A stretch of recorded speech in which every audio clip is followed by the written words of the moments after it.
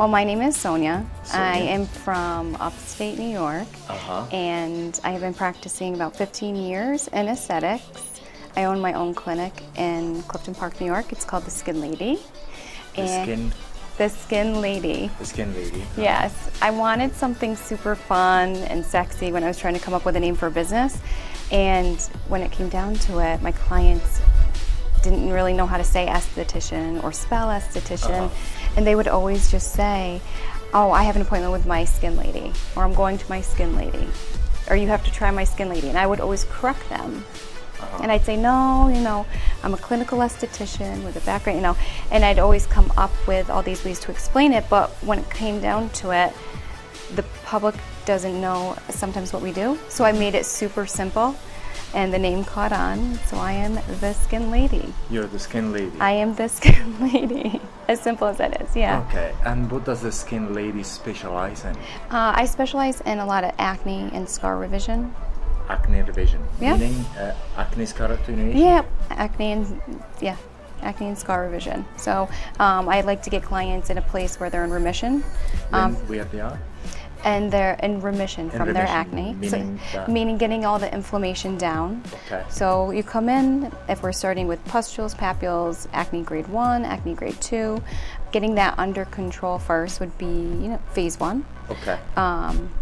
Introducing home care, getting them through phase 1 so that we can start phase 2 and 3, which would be scar revision. Okay. Yeah. So I specialize in that. So in getting the acne from active to inactive. Inactive, yes. Okay. And how do you do that? Oh, this might be a whole nother show. There's a lot of ways to do that. I call it the body of evidence. A lot of times when you're working with someone, you need to have them fill out a very thorough intake form, because there's a lot of information on there that they would not otherwise elicit to you.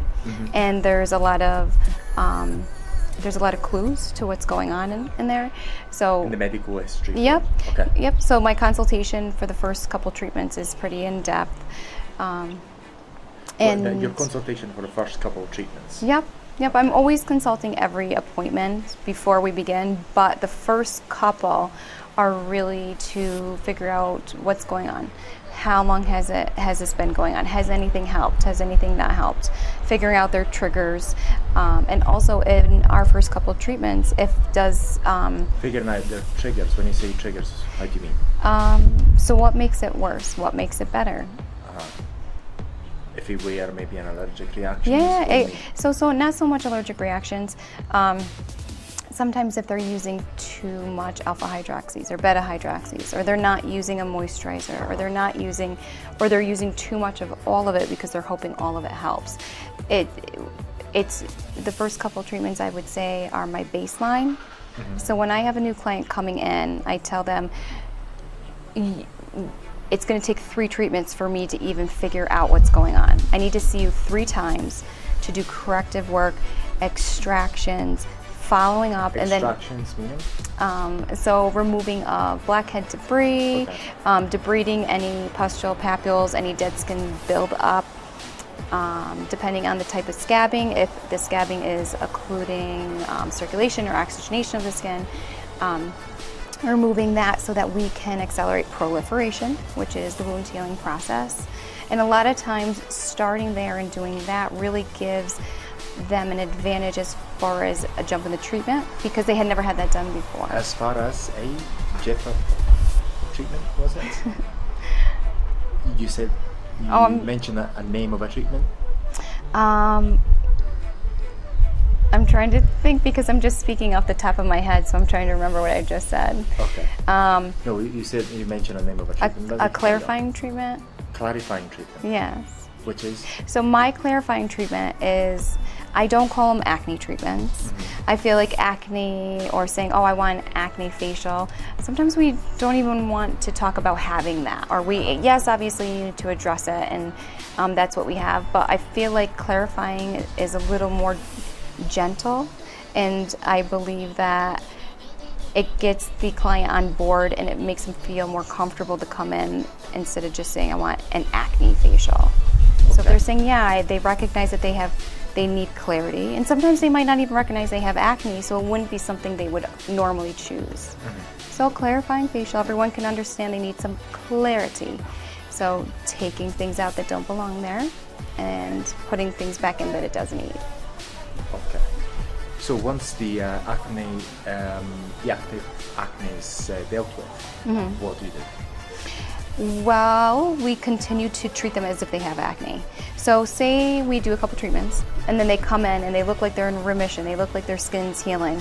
I'm always going to treat them as if, because their biology will always behave like that. Even if we get it under control, even if we have revised some of the follicular issues or the scarring issues, the cause of it, they're still gonna want, their body's still gonna want to act as if.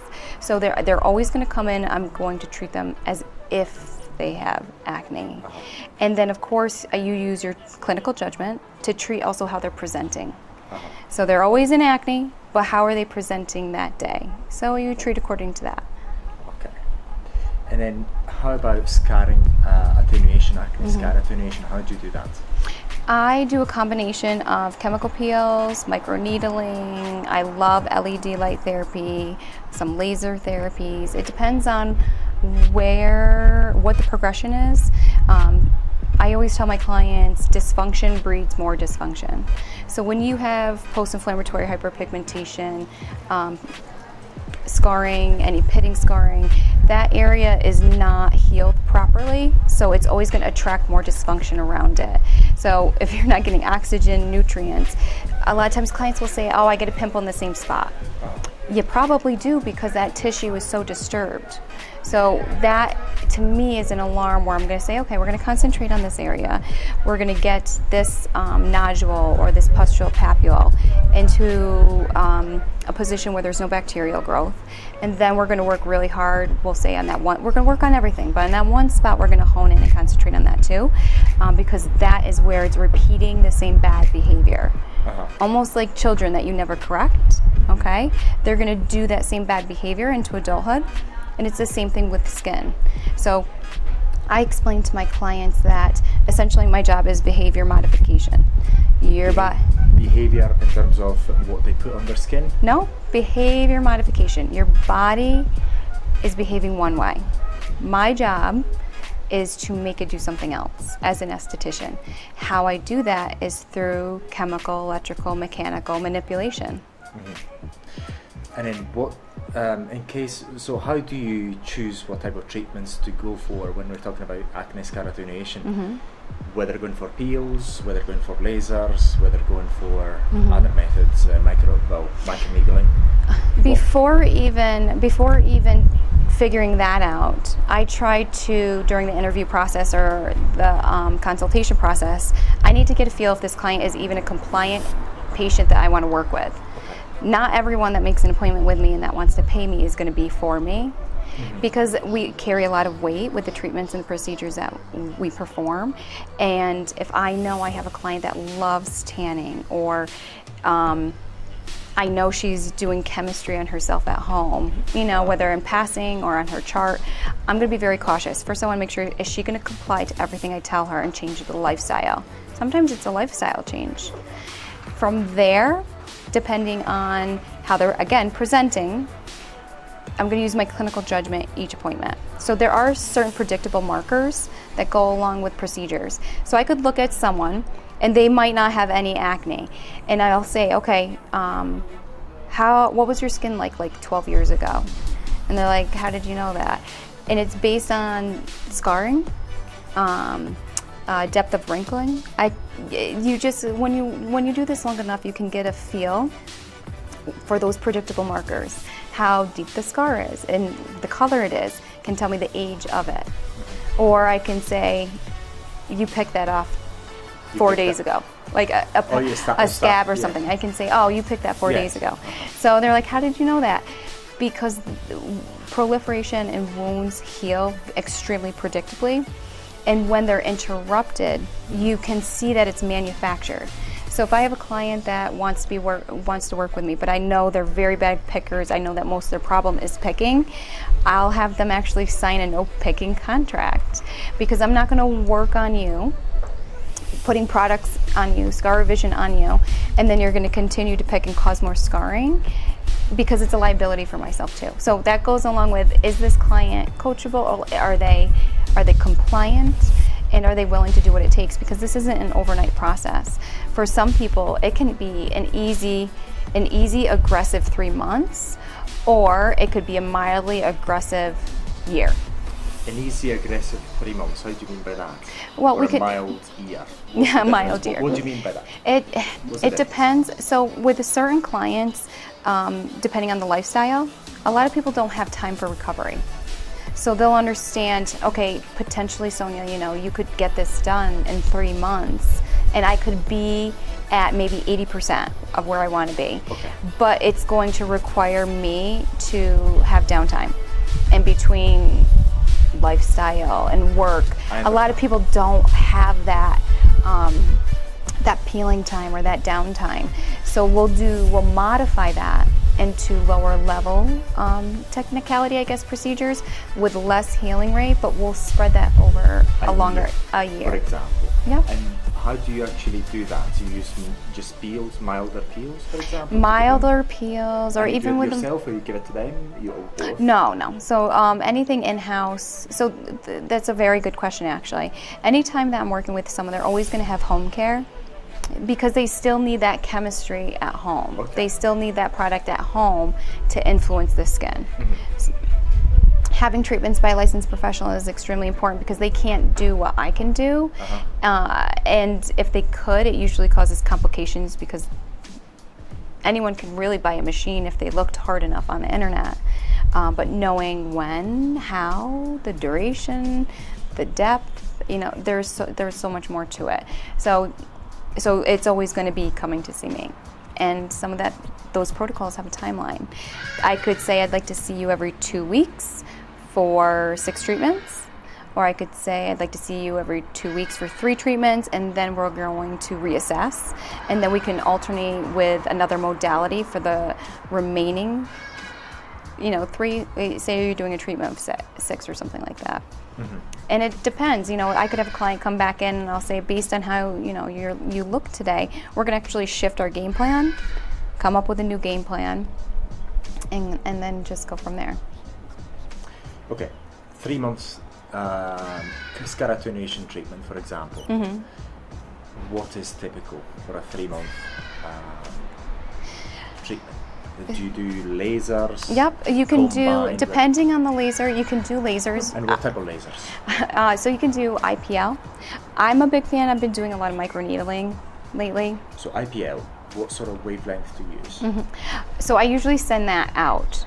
I haven't been doing as much lasers lately. I've been doing a lot of the microneedling and the peels. When you say send them out, you send them to another clinic to do lasers? Yes, or IPL, yeah. I've gotten away from that. Okay, why? It's just not for me. I feel like with the modalities that I have, my clients see results much sooner without the expense that comes along with the laser. Okay. So you don't do much lasers? Not anymore. I used to, and I phased out. Do you FSL, meaning? FSL? You said FSL. A phase out? A facial. So I phased out the laser. Oh, yes. You phased it out. Yes. So I do. You phase it. You phased it out. I phased it out. Yes. You're phasing out. Yes, I'm phasing out. I phased out lasers. Yeah. So a majority of my work is facial rejuvenation. Doing facials. Using glycolic acid. Yep. You can use. TCA. Yep. TCAs, Jesners, lactic, kojic, or butane, malic, mandelic, salicylic. Combined with microneedling. Not always in the same appointment. And I do a lot with LED and, of course, home care. LED for healing? Oh, 100%. But also for the acne, it's unbelievable because of the wavelengths and how it penetrates. Without using a product, you can kill anaerobic bacteria without using anything on the surface. And how do you deal with the very deep scars, the big scars, if you deal with them? So the very deep scars, I have to remember that. Big scars. Yeah. For the very deep scars, there's a lot of elements to this. There's a psychosocial element to this, to where even if I get a client to improve by 50, 60, 70%, they don't see it. So this is something right off the bat with my consultation.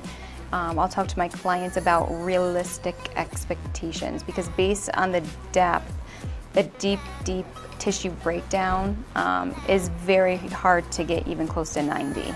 So I first lay that out, is that I'm going to get you at your potential best, but based on this aggressive tissue breakdown, it's going to take teamwork and realistic expectations. Okay. And what is like to have a treatment over a year? What changes between a 3-month course and a year's course? What changes? What's the difference? A lot changes. The first couple months, depending on the treatment you're having and your baseline, you will feel great, you'll feel amazing, you're going to see a difference, but based on the life cycle of the skin and the tissue. Yeah, what I mean is, what changes in the treatment? You change the concentration of right. So the concentration, the layering. So maybe where we would start with 1 layer, you can graduate up to 5 or 6, depending on the peel. Some you can layer up to 6. It depends. The depth of the needles will change. Maybe the combination of the both, and then also increased home care. And how do people know about your business? So my business, it's funny. So today's date, it is October 26th. Currently, I'm booked till mid-February. I don't even think I have a bathroom break till mid-February, and I work 5 to 6 days a week, 9 minimal hours a day. Every day, you go in and you give everyone 100% of your attention and follow through and results, and that's it. So I have an Instagram, but I've never paid for an advertisement. I've never given out coupons. My work speaks for itself, and my clients are on a referral basis. So if referrals, I'd say, is 97% of my business. 97%. 97%. Referral. That's it. I don't even know if I have a visible sign outside my business. It's almost like there is like knock on the door and there's a password. And it's like, the other client has to give you a secret password to get an appointment. Okay. So that's it. I've just really worked extremely hard with building those relationships, giving them results, and then following through. So if you have a question or a problem, and realistically I am in the treatment room all day, but I make it a priority to pick the phone up and say, I got your message. How can I help you? How can I make this better? Or thank you so much. I'm glad you had a great treatment and you wanted to reach out. But really, it's just that you have to be involved with your clients, and they do want that relationship to where they know that their money and their time is being well spent, because everyone works really hard for their money. So I want people to know that they're spending it in the right place and they're building the right relationship with me. And you've got people that work for you? Yes, I have a few people that work for me right now. And they're all fully booked as well? They are on their way. They're on their way.